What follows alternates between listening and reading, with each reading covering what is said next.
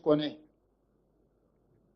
భవిష్యత్తు కోసం పారదర్శకమైన పాలసీలను తీసుకొచ్చి ఒక పాలసీ డాక్యుమెంట్ని జాతికి డెడికేట్ చేయబోతున్నాం.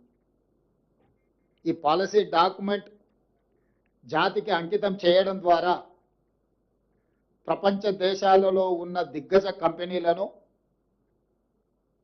సాంకేతిక నిపుణులను, మన దగ్గర ఉన్న యువ సంపదకు ఉద్యోగ ఉపాధి అవకాశాలు కల్పించడానికి, తద్వారా రాష్ట్ర ఆర్థిక రంగంలో బలమైన ఆర్థిక రాష్ట్రంగా నిలదొక్కుకోవడానికి, తద్వారా ప్రజలకు ఇచ్చిన ప్రతి మాట సంక్షేమ పథకాలు అమలు చేయడానికి ఈరోజు మనము ఒక విజన్ డాక్యుమెంట్ని తయారు చేసుకున్నాం.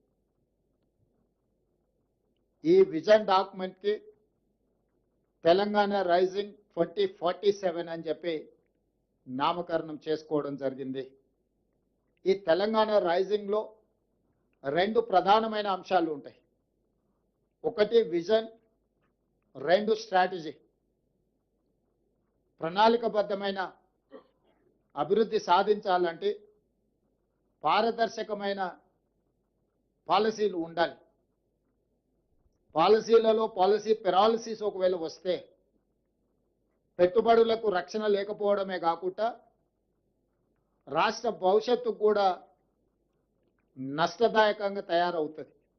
అందుకే ఈ విజన్ డాక్యుమెంట్ను లక్షలాది మంది భాగస్వాములను చేసి ప్రపంచ స్థాయిలో పేరెన్నికగన్న ప్రముఖులను కూడా ఇందులో భాగస్వాములను చేసి దీనికి ఐఎస్బి అదేవిధంగా నీతి ఆయోగ్ లాంటి సంస్థల సహకారం తీసుకొని అందరి సలహాలు సూచనలను ప్రపంచ దేశంలోనే పేరెన్నికగల వాళ్ళందరినీ ఈ పాలసీ డాక్యుమెంట్లో భాగస్వాములను చేసి ఈ పాలసీ డాక్యుమెంట్ను తయారు చేసుకోవడం జరిగింది.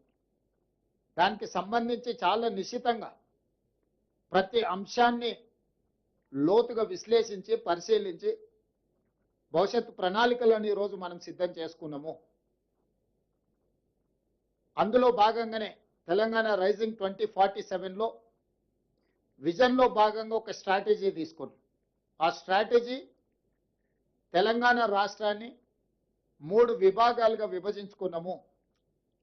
మీకు అందరికీ తెలుసు, హైదరాబాదు నగరం చుట్టూత ఒక మణిహారం ఔటర్ రింగ్ రోడ్ ఆనాడు కాంగ్రెస్ పార్టీ అధికారంలో ఉన్నప్పుడు యూపీఏ చైర్పర్సన్గా శ్రీమతి సోనియా గాంధీ గారు బాధ్యత నిర్వహించినప్పుడు, డాక్టర్ వైఎస్ రాజశేఖర రెడ్డి గారు ముఖ్యమంత్రిగా ఉన్నప్పుడు మనం ఔటర్ రింగ్ రోడ్ని నిర్మించుకోవడమే కాకుండా అంతర్జాతీయ ఎయిర్పోర్ట్ను కూడా మనం ప్రారంభించుకోవడం జరిగింది. ఈ ఔటర్ రింగ్ రోడ్డు లోపలి ప్రాంతం మొత్తం గతంలో గ్రామ పంచాయతీలు, మున్సిపాలిటీలు, municipal corporations, greater Hyderabad municipal corporation 4 రకాలుగా స్థానిక సంస్థల పరిపాలన కొనసాగుతుండే. తద్వారా గ్రామ పంచాయతీ ఏం చేస్తుందో మున్సిపాలిటీలకు తెలిసేది కాదు, మున్సిపాలిటీలు ఏం చేస్తుందో మున్సిపల్ కార్పొరేషన్లకు తెలిసేది కాదు, మున్సిపల్ కార్పొరేషన్లో ఏం జరుగుతుందో జిహెచ్ఎంసీకి తెలిసేది కాదు. తద్వారా ఒక గందరగోళము, ట్రాఫిక్ జామ్లే కాకుండా వర్షాలు వచ్చినప్పుడు కానీ రకరకాల సమస్యల్ని ఎదుర్కొంటున్నాము. అందుకోసమని ఈ ఔటర్ రింగ్ రోడ్డు లోపలి భాగాన్ని మొత్తం ప్రణాళికబద్ధమైన అభివృద్ధి చేయడానికి ఈ ప్రాంతాన్ని కోర్ అర్బన్ రీజియన్ ఎకానమీ కింద మనము డిమార్కేట్ చేసుకున్నాం. This is called cure, core urban region economy, short ఫామ్లో క్యూర్. అంటే ఇక్కడ ఎన్నో సమస్యలు ఉన్నాయి. ఇండస్ట్రియల్ పొల్యూషన్ ఉంది, మూసీ నది కాలుష్యం ఉంది, హైదరాబాదు నగరంలో ఉన్న పురాతనమైన వాహనాల నుంచి మొదలు పెడితే డీజిల్ వల్ల, ఇతర పరిశ్రమల వల్ల పరిశ్రమల కాలుష్యం ఉంది, వాహనాల కాలుష్యం ఉంది, ఎన్నో రకాల పొల్యూషన్స్ ఉన్నాయి.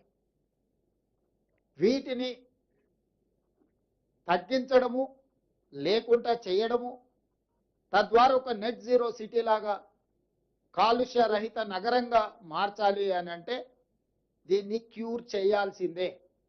ఈరోజు ఢిల్లీ, ముంబై, చెన్నై, బెంగళూరు నగరాలను మనం చూస్తున్నాం.